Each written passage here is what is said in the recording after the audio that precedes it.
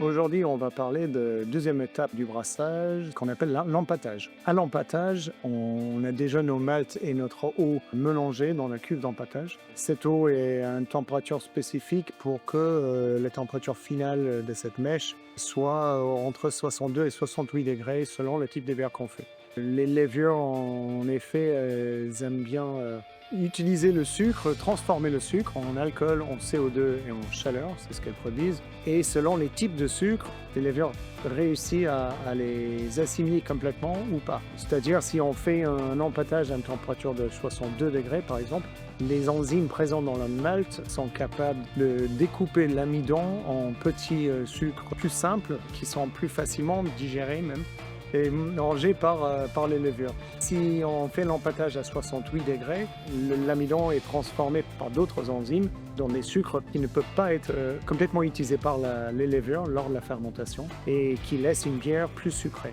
Donc la température est clé pendant l'empâtage. Dans la cuve d'empâtage, on laisse tremper 60 minutes à cette température précise. On gère aussi à cette étape le pH, mais le pH a une incidence aussi sur le travail de ces enzymes présentes dans le malt pour découper l'amidon en sucre plus simple.